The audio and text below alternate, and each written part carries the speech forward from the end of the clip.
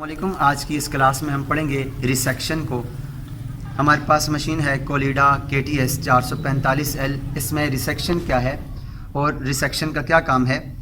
Resection हमारे पास एक ऐसा ऑप्शन है कि अगर हमने अपनी टोटल स्टेशन मशीन को लगा लिया है और टोटल स्टेशन मशीन को लगाने के बाद हमारे पास जहां पर हमने मशीन को लगाया है उसके कोऑर्डिनेट्स नहीं है, तो हम रिसेक्शन के ऑप्शन की मदद से हम अपने कोऑर्डिनेट्स मालूम कर सकते हैं।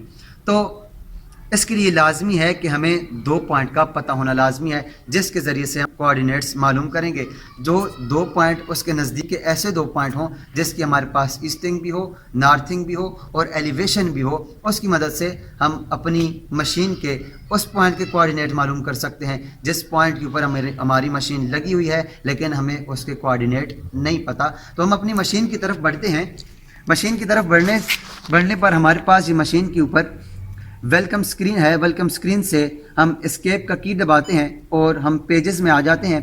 पेजेस हम इस पर लगे फंक्शन की मदद से चेंज कर सकते हैं। Page 1, page 2। जब मैं फंक्शन का की दबाता हूं तो उसके पेज चेंज होते हैं। अब पेज 3 के ऊपर हमारे पास F3 के ऊपर मेन्यू होता है।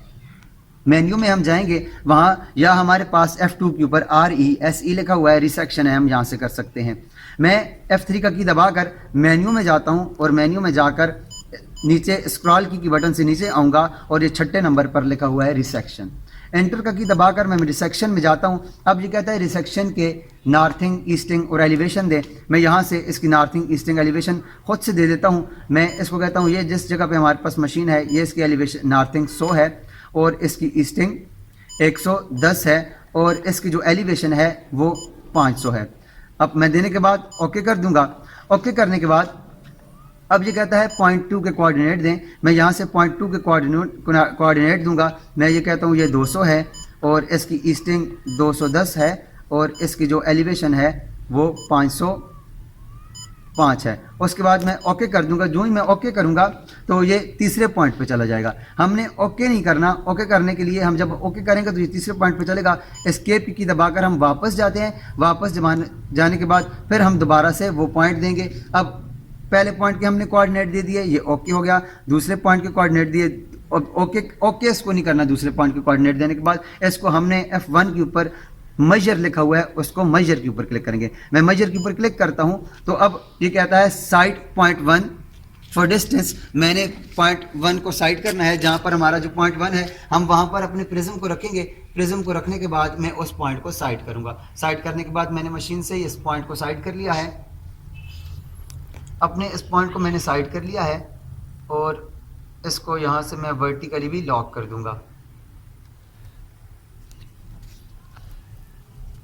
मैंने इस पॉइंट को वर्टिकली, मशीन को अपनी को वर्टिकली भी लॉक कर दिया है और हॉरिजॉन्टली भी लॉक कर दिया है।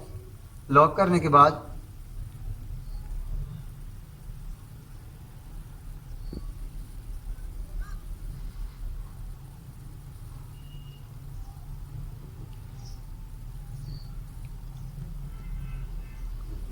बाद इसको मैं बिल्कुल इसके सेंटर पॉइंट में लेके आऊँगा और यहाँ से मैं इसको ऑब्जर्व कर लूँगा।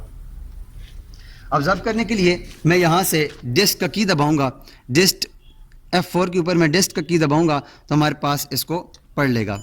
इसने पहला पॉइंट पढ़ लिया है। अब पहला पॉइंट पढ़ने के बाद ये टारगेट हाइट मांग रहा है। मैं इसको यहाँ से यस कर दूंगा। यस करने के बाद अब कहता है साइड पॉइंट 2। अब मैं दूसरे पॉइंट के ऊपर जाऊंगा और अपनी मशीन को अनलॉक करने के बाद मैं दूसरे पॉइंट के ऊपर जाकर उस पॉइंट को साइड करूंगा। मैंने दूसरे पॉइंट को साइड कर लिया है। अब मैं यहाँ से मशीन को हॉरिजॉन्टली लॉक कर दूंगा और उसके बाद फिर वर्टिकली उस पॉइंट के ऊपर जाऊंगा और यहाँ से इसको भी वर्टिकली भी लॉक कर दूंगा। लॉक करने के बाद मैं स्लो मोशन बटन की मदद से इसको कर सकता हूँ और यहाँ से मैं इसकी फोकसिंग को चेंज करके इसको साफ़ कर लूँगा।